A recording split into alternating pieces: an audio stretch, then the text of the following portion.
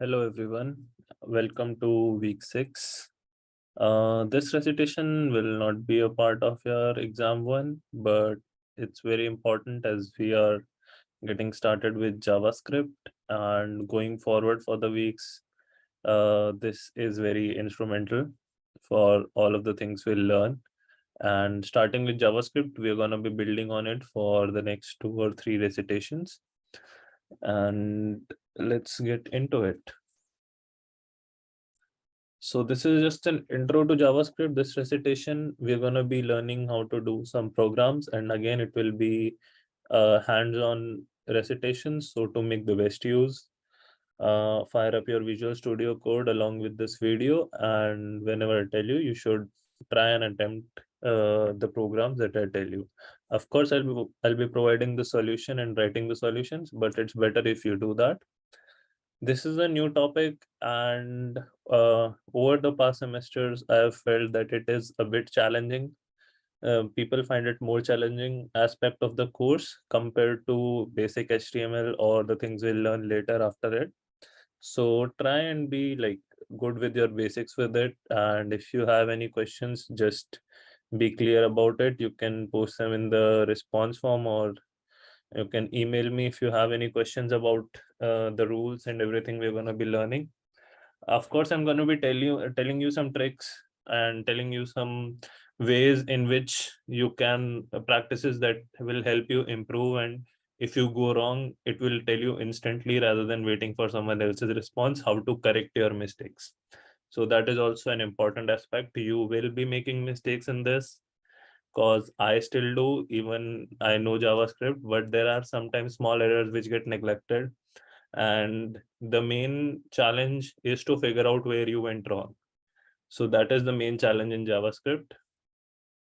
So keeping that in mind, let's see the agenda for today. We'll introduce JavaScript, create basic programs, and cover debugging techniques for JavaScript.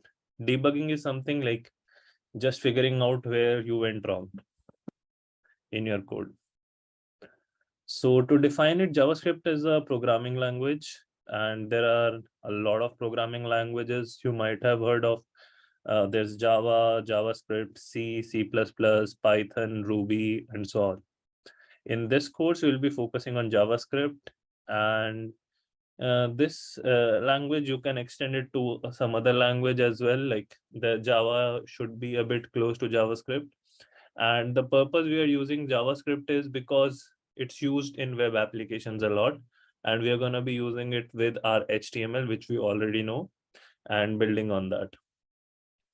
So as we covered in the last recitation, the problem with basic HTML was we cannot do any calculations in that. There's no way to like build a calculator there on your web page just using HTML. So for performing calculations and doing some of these tasks like taking input, giving output, like we do in flowcharts, like if you are given a problem for like your assignment, let's say calculating tax and displaying the final product, we cannot do that only using HTML. And that's why we use JavaScript. And as of 2022, 98% of the websites use JavaScript. So it's a very widely used language and a very popular language still. So getting started with the first program, we're gonna be starting by creating a blank HTML file like we know. And this is everything you know till now. This should not be a new thing to you. And the objective of our first program is to that someone is buying a car for his two companies and needs to find out the total price. And we need to do that for them and do that on our web page. So let's get started. So this one you can follow along. You can just copy this, open your get your Visual Studio codes ready. I've created a folder. I'll just create my first JavaScript program and save it .html because we are creating an HTML file. So don't worry, we are going to be working in our HTML file only. And I'll just paste this. So if you see, this is nothing new. This is what we know already. So where will we do our JavaScript code? Because if we just start writing our JavaScript here, HTML doesn't know JavaScript. but we have a special tag for it, and inside it we'll be doing all our JavaScript writing. So the tag is the script tag, and let me just close it as well. So between these two tags, we are going to be writing a JavaScript code. Whatever our logic is to do, or we'll do all the calculations here and write our code here. So this is our objective. So if we go here, you can just directly copy the code for now. So you see it's inside the script code, and let's see what happens.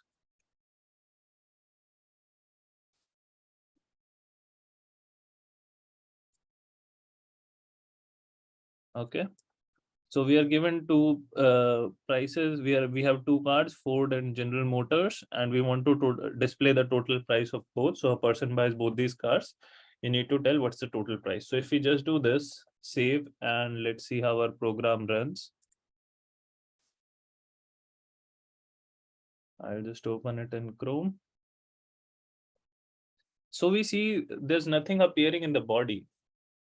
And we can see the title is there. So our program is somewhat running. Our head thing is running because it says my first JavaScript program, but there's nothing in the body. And why is that? Now let's go back to the code and see what are the mistakes here. So you can pause and try to find the mistakes on your own. First thing is the formatting. So all the numbers, we have to remove the formatting. So if there's any dollar sign, if there's any comma or anything, we have to remove this formatting. Visual Studio Code helps you with that, because here you can see the declaration. It says variable declaration expected, it gives a red line here. So we'll just remove this comma and write it purely as number. And now if we save it and just reload it, we're still not getting anything. And now this is because we are calculating the total price, but we are not yet displaying it yet. So the first rule is, so if you recall our flowcharts, we had like inputs.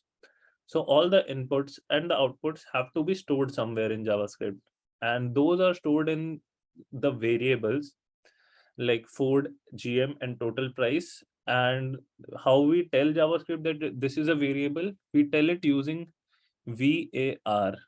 So this is a keyword for variable, how you define. So here you define variable Ford, and that its value is equal to 8,275. And we end all the statements using a semicolon. Similarly, variable General Motors 19535. We haven't declared total price as a variable, so we need to do that as well. And this variable is equal to the first variable Ford plus GM. So this is adding it and storing it in total price.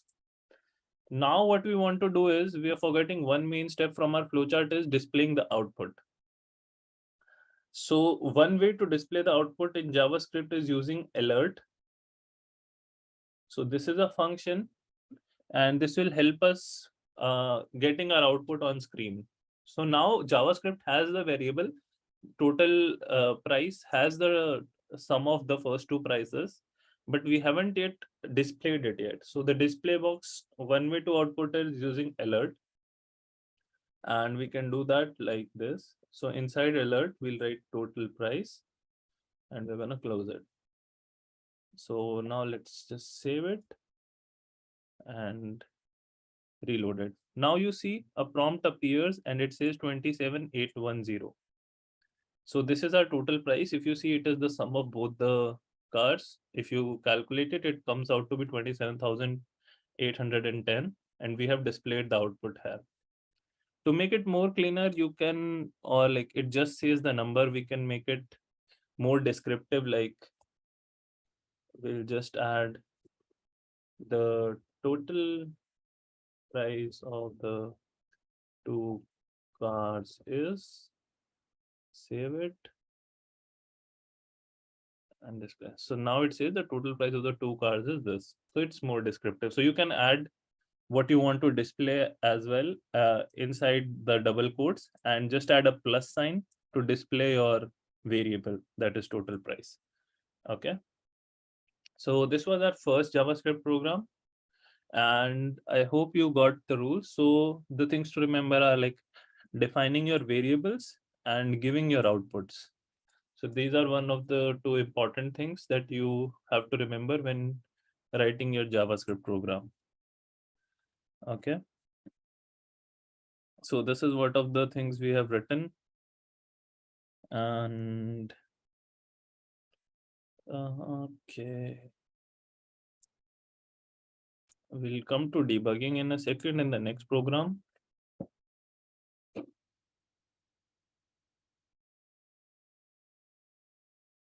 Okay. Let's make a mistake and see how it does. So let's say you mess up some price, because you're going to be dealing with a lot of variables going forward. So let's say if we hadn't defined it as a variable, what would have happened? This is working still. I think I've not saved it. Or let's just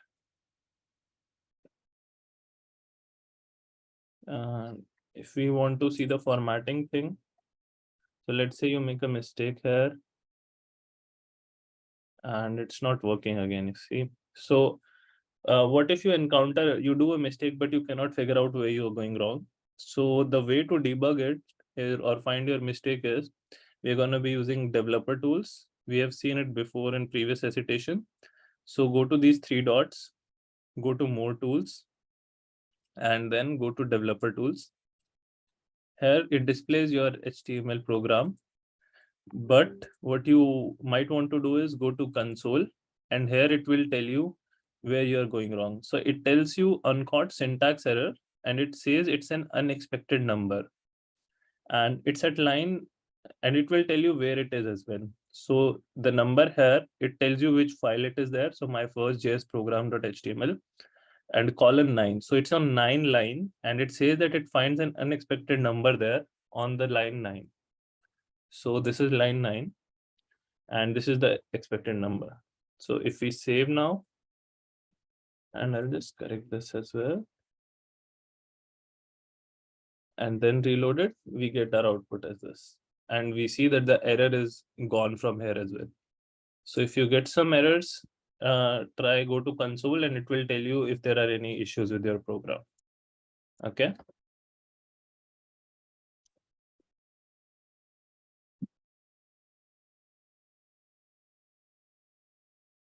Also, there are some warnings as well, which might appear, but warnings usually do not affect your program. So to remove that, it's better to add the meta charset UTF. Okay. And that is done using like, if you want to display your price or anything in dollars or like use symbols, then as we discussed, meta charset contains all of the symbols that are there. Okay. So let me just add dollar and see if it contains any. So I add a dollar sign. I reload it. It's displaying it, but I think we should get a warning here. Okay, no. Okay, so it's fine. It's an optional thing, but it's just a good practice to add meta charset to your file here. Now going to trying another program. So if the total cost of 2 cars is greater than 30,000, so this is where we get a decision. It's similar to your decision block in flowcharts. So if the sum of the 2 cars is greater than 30,000, then the car dealer will give them a discount of $1,000. Otherwise, it will not. So if you remember, even in the pseudo code that we wrote, we use the if-else statement, and that's what we are going to be doing here.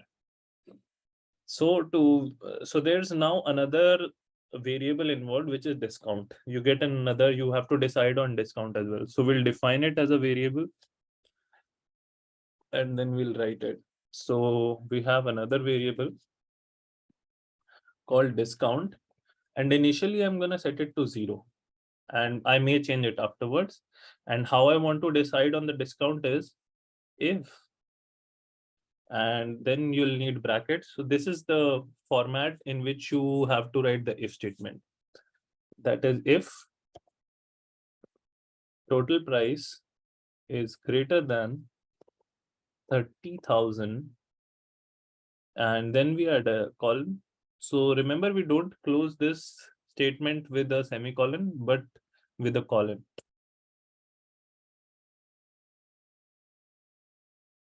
And we need brackets as, oh, sorry.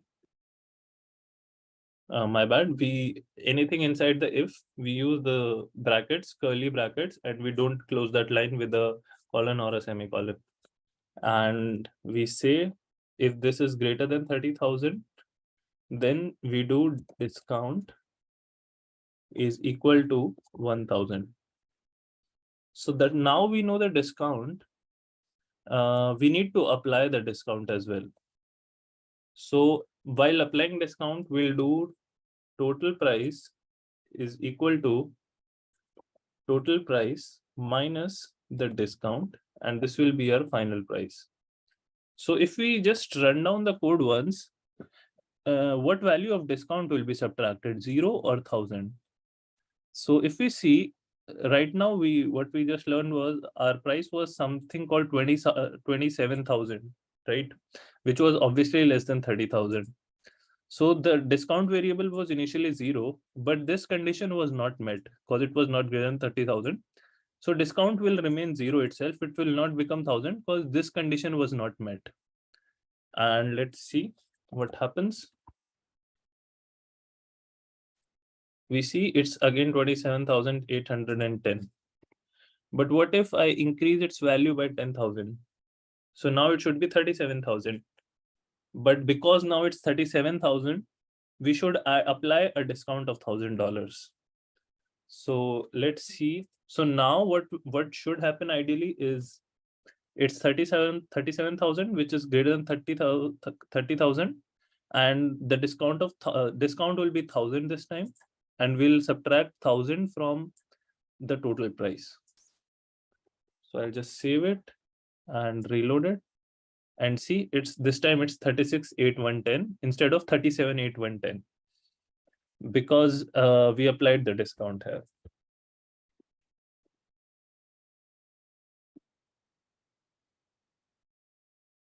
So you see how we can use our concepts that we learned in flowcharts and pseudocode and write our code with it.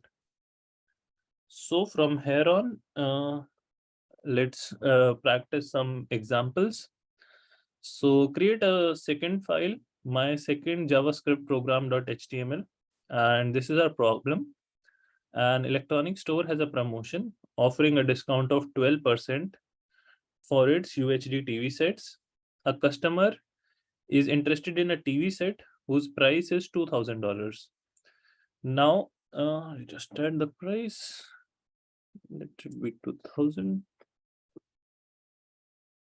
The store is located in New Jersey, so a 7% of sales tax will apply on to the discounted price. Calculate the final price to be paid by the customer, and the program should display the final price. So firstly, before writing anything, take a minute to figure out what are your inputs, what calculations you need to do, and what outputs do you have to make. Just like you do for a flowchart, you have to figure out what the inputs are, what are the calculation blocks, and what are the output blocks.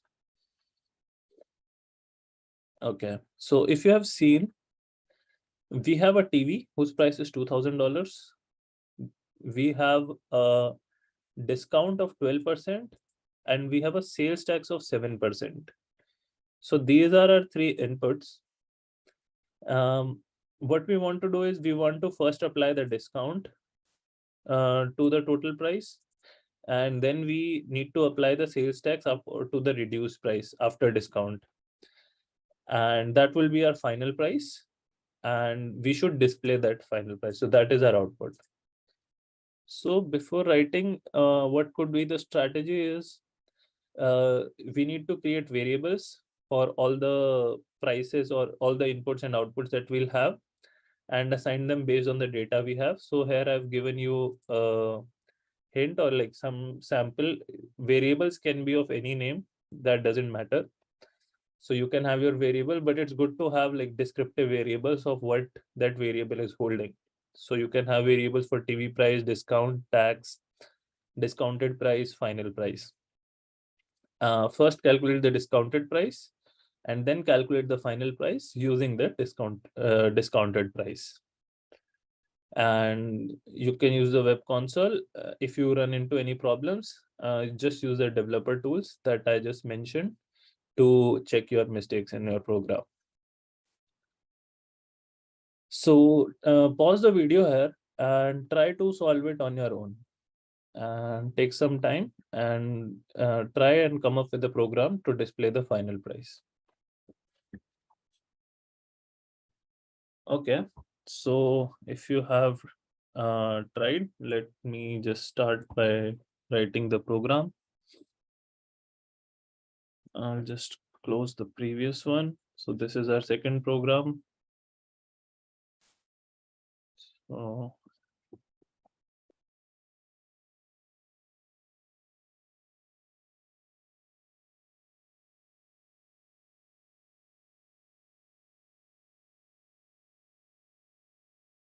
I'll just copy the syntax from here. I don't want to write HTML and everything. I'll just remove everything in the script. So let's start writing. So we have our first variable TV price equal to 2000. Then we have our discount, which is 12%, if I remember correctly.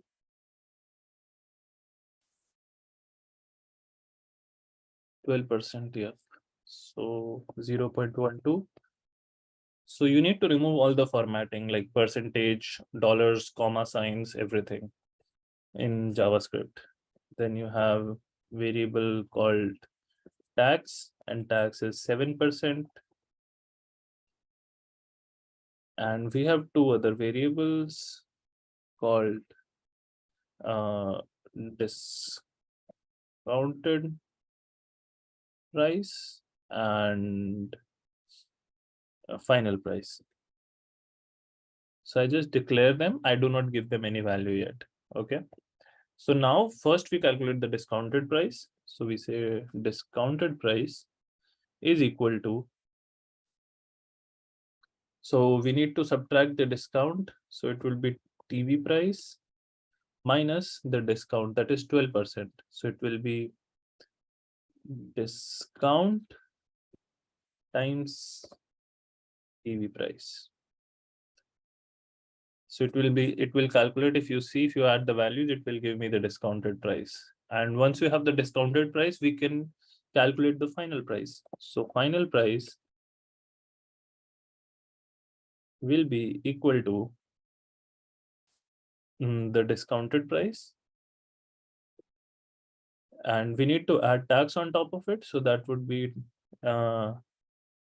tax into discounted price.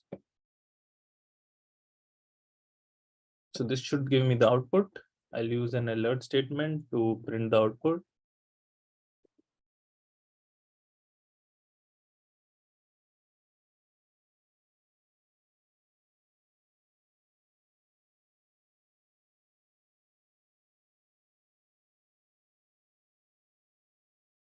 So I'll just save it and run the program. So see, I get the prices 1883.2. You can check the calculations to see if it's correct. But this is how we did it. So this was our strategy, declaring all our variables, then calculating all of them. So we calculated the discount price by subtracting the discount from it. That was 12% of 2000. And after we get the discounted price, we added tax on top of it. So that was the price plus 7% of the tax. And that gives us the final price. Okay.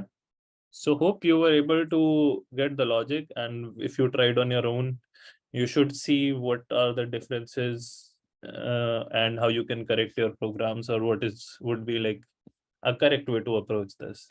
Again, there is a lot of freedom in how you do things.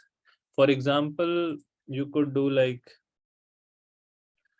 one way would be like TV price into 1 minus discounted price, 1 minus TV price, sorry.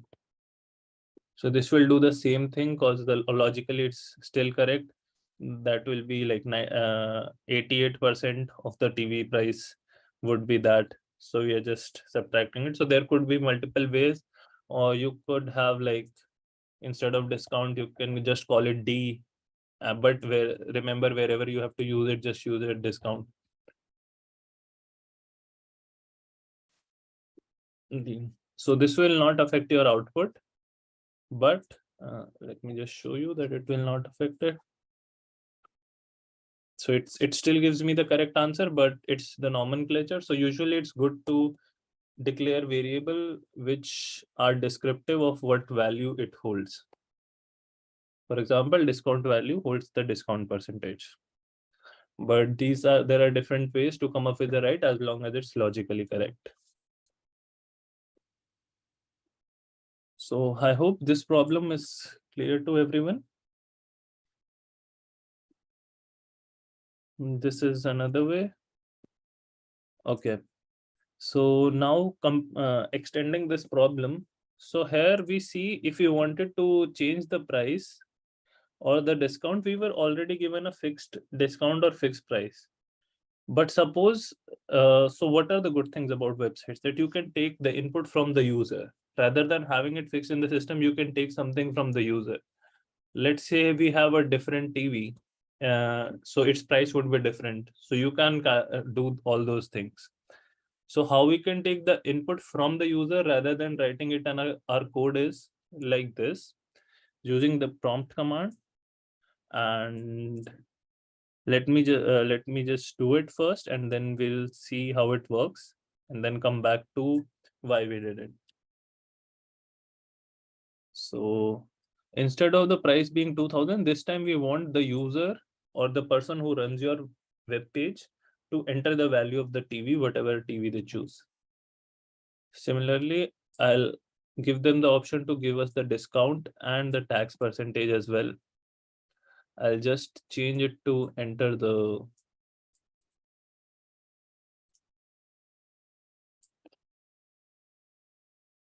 discount and enter tax percentage. So now we want all the input that we already have from the person who runs your web page. Okay. So let's do this. I'll just come back to what we have used here, but let's see the use first.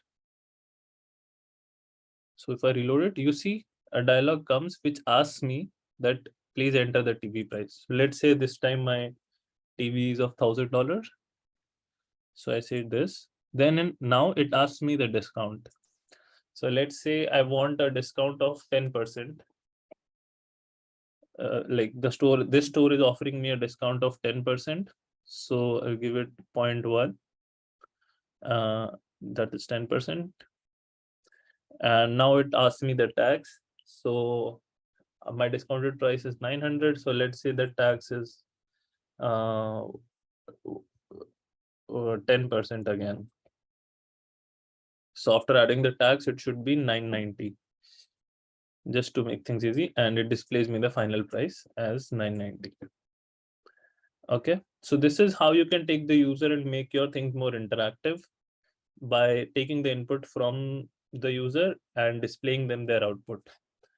They do not need to see the code to calculate their own price of the TV, right? And this is how websites works. Now let's see how did it work. So here this prompt function like alert gives you an output. The prompt functions asks you for an input. So the prompt that came in first was using the prompt function, and then we are adding a number function on outside it that is there because we want the input to be treated as a number. Because if you just remove this number here, now JavaScript won't know the thing you have entered. You can enter instead of writing 2000, you could have entered XYZ as well. But then you cannot add XYZ. You cannot do mathematical operations on letters, right, or words. So that's why it's important to have that as a number. So let's say if I do it like this. Now, even if I give a number, the JavaScript will treat it as a text and give the same discount, same tax. Okay, I did not save it, I guess.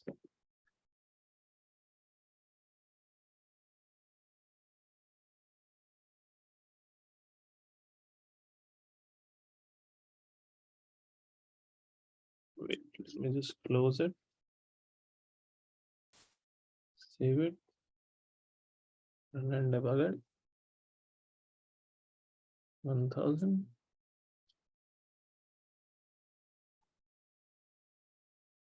Okay, this is weird, but this shouldn't work. Let's remove all of this.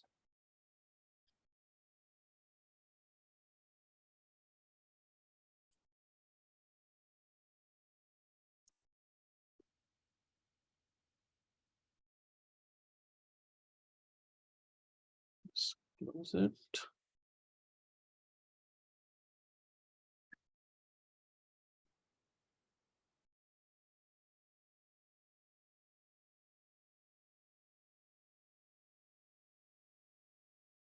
Okay, so right now it's treating it as a number itself, but there can be issues sometimes when you enter something else. So it's just a good practice to have it as a number here, so that JavaScript understands it's a number and you want to do operations on the number.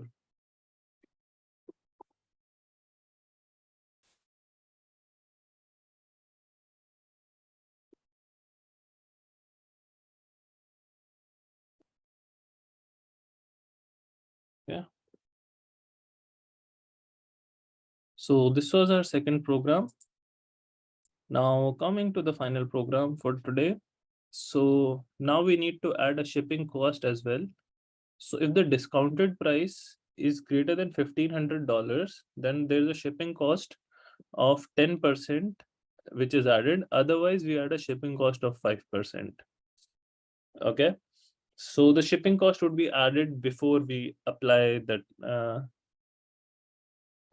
Okay, it will be applied based on the discounted price, but it will be added after the tax. Okay. And I should mention it is 10% of the discounted price, not the after tax price. Okay. So take a minute, modify your program to handle the shipping cost to your program. Okay. All right. So if you have done it, now we have a shipping cost as well. So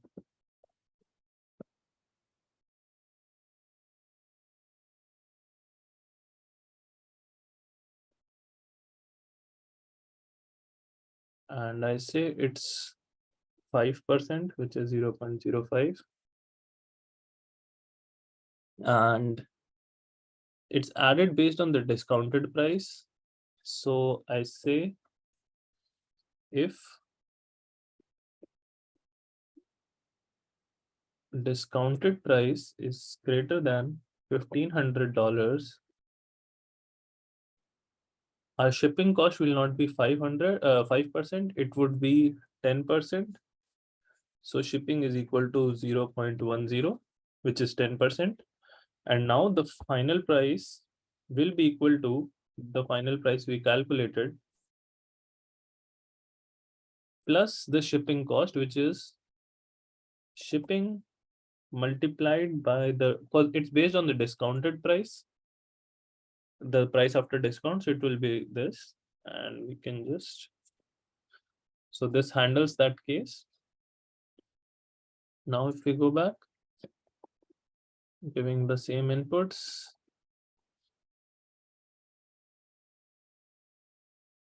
So see, this time it's not 990, we add the discount as well, the shipping cost as well, and it comes to be this. So we add the 5% of 990, which should be $45, and that gives us 1035.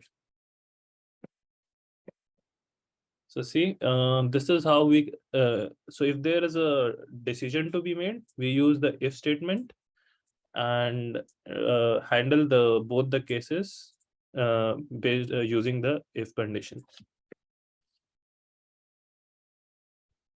So we're going to be adding on to this knowledge, but I hope you got the basic sense of how we can translate our flowchart problems or our pseudocode problems to our code and do actual operations.